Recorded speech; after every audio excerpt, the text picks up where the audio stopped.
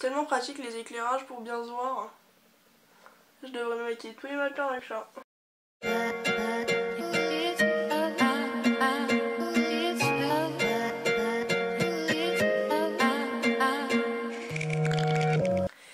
Salut, on se retrouve aujourd'hui pour une nouvelle vidéo. Donc aujourd'hui on se retrouve pour une nouvelle vidéo crash test de nouveautés. J'ai déjà essayé le gloss Fenty, je pouvais pas m'en empêcher. Et aussi avant de commencer je voulais vous parler des fossiles Allure parce que du coup j'ai tenté de les mettre hier parce que là donc je vais au stage cet après-midi. Du coup j'ai pas vraiment envie d'y aller avec des fossiles ou quoi. Donc j'ai voulu les tester hier pour pouvoir vous en parler aujourd'hui. Ces fossiles sont vraiment bien parce que j'en ai jamais mis et c'était quand même assez facile malgré la courbure qui est quand même pas mal. Et ben je trouve que c'était quand même assez facile à mettre et à placer, donc très bonne surprise. Je vais juste tester un blush crème que j'ai jamais essayé, que j'ai eu dans une glossy box il me semble, c'est la marque Apicia. C'est un blush crème que j'ai en teinte de je ne sais pas quoi, pollen je crois. Et c'est un espèce de pêche, un petit pêche rosé très mignon, donc je vais foutre ça au doigt. J'avais pas prévu de mettre de blush de base, et bah on va tenter. Hein.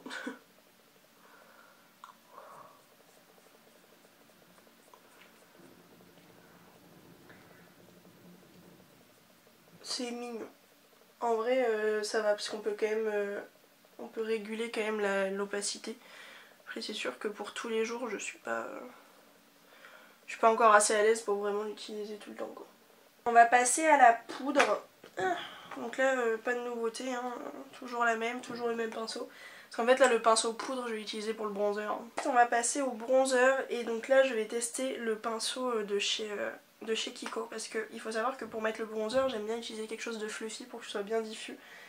Et de base j'utilisais ce pinceau de chez Emma il me semble, c'est ça.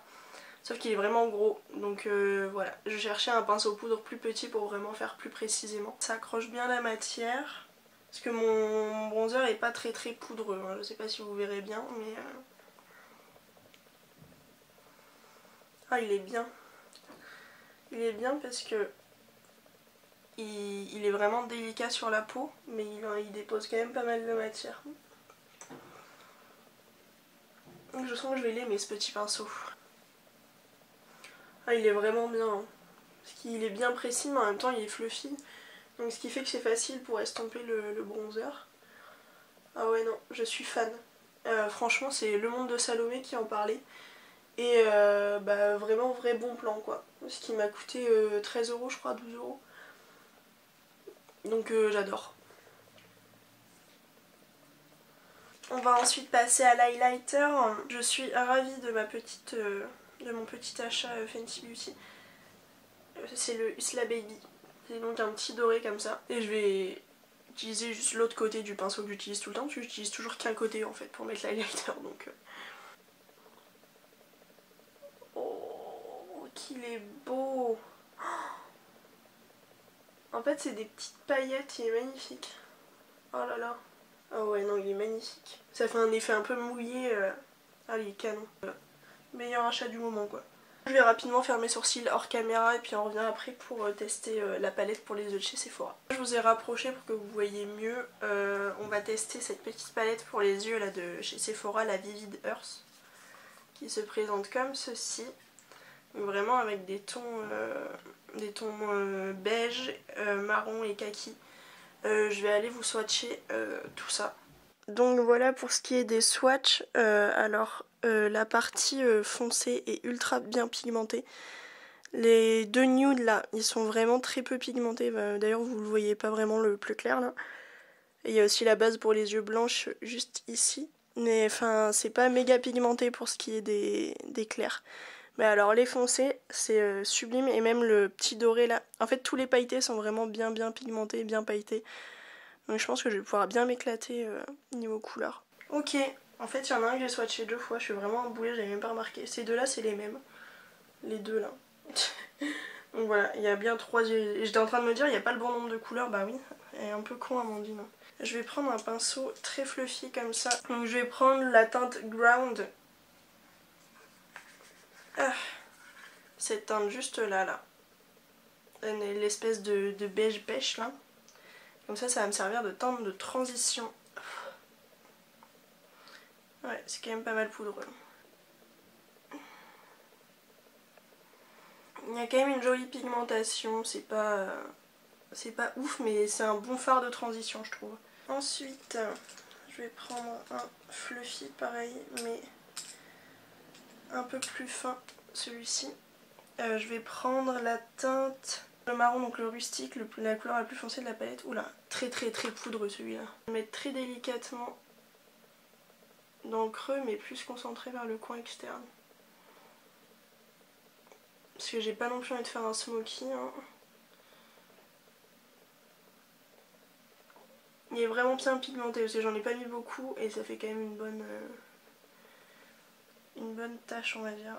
C'est pas très glamour de dire tache mais... Les fards s'estompent plutôt bien entre eux je trouve.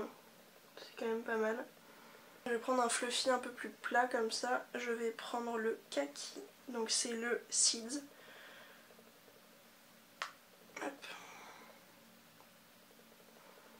Pour encore une fois le mettre plus dans le creux. Parce qu'en fait je veux faire un maquillage style cut crease sans faire le cut crease. Parce que là j'ai un peu la flemme. Et j'ai pas forcément envie que ce soit ultra défini. Donc voilà, et ensuite on va passer aux pailletés parce que j'aime bien mettre des paillettes et puis que là il y en a des très jolies donc j'ai envie de tous les prendre. Donc on va commencer par le Culture, le marron en coin externe.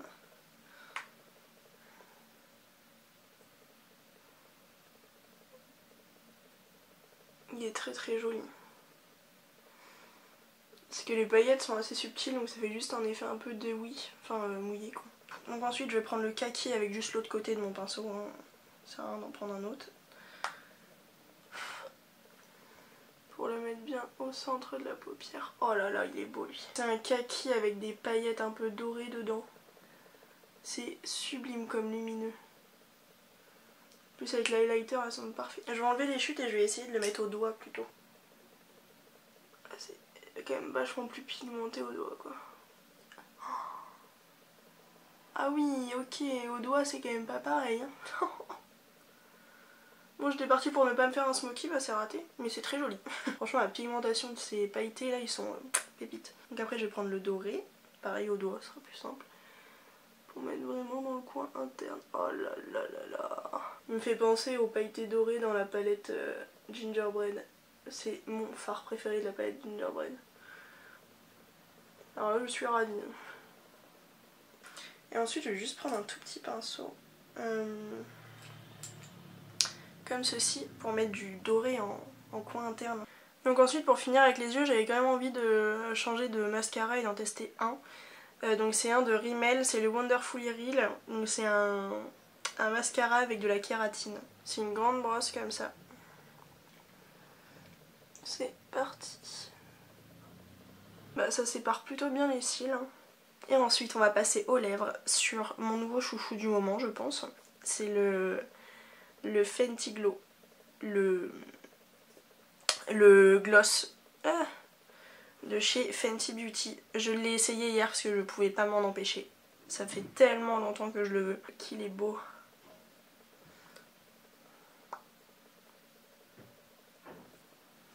Ah, il est magnifique.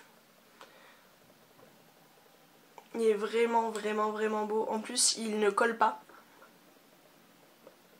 Et enfin, il est vraiment sublime quoi. On dirait, en fait la texture on dirait plus un baume qu'un gloss. Donc voilà pour le look final. J'espère que cette petite vidéo vous aura plu. Si c'est le cas, n'hésitez pas à la liker, à commenter juste en bas et à vous abonner, ça fait toujours plaisir.